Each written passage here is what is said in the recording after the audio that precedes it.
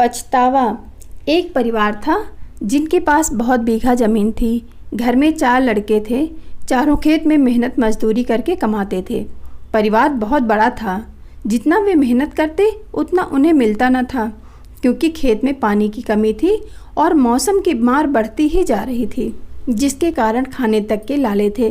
तो बच्चों की पढ़ाई तो दूर की बात है, अगर इस बीच कोई बीमार हो जाए तो गरीबी में आटा गीले जैसी बात हो जाए। परिवार बहुत बड़ा था, जिस कारण आपसी लड़ाई भी बढ़ती जा रही थी।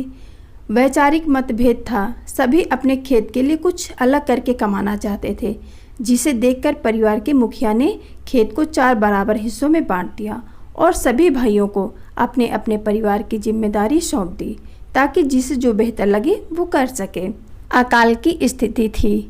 ऐसे में चारों परिवार दुखी थे। तभी एक उद्योगपति गांव में आया। उसने इन चारों भाइयों के सामने एक प्रस्ताव रखा, जिसमें उसने इनकी ज़मीन मांगी और बदले में ज़मीन की कीमत के साथ परिवार के जो भी सदस्य काम करना चाहते हैं उन्हें नौकरी का वादा किया।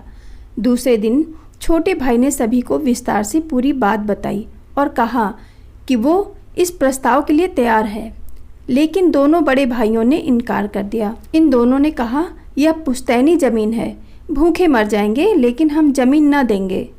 छोटे भाई ने बहुत समझाया, लेकिन वे नहीं माने। कुछ दिनों बाद उद्योगपति ने यह प्रस्ताव अन्य खेत के मालिक को दिया।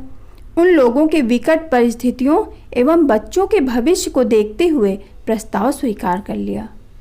कुछ समय बाद उस जमीन पर एक उद्योग बना, जहाँ कई ग्रामवासियों को नौकरी मिली। साथ ही उस जमीन मालिक को जमीन की कीमत और उसके बच्चों को नौकरी भी मिली, जिससे उन लोगों ने अपना अन्य कारोबार भी शुरू किया और दूसरे शहरों में ज़मीन भी खरीदी और उनका जीवन सुधर गया।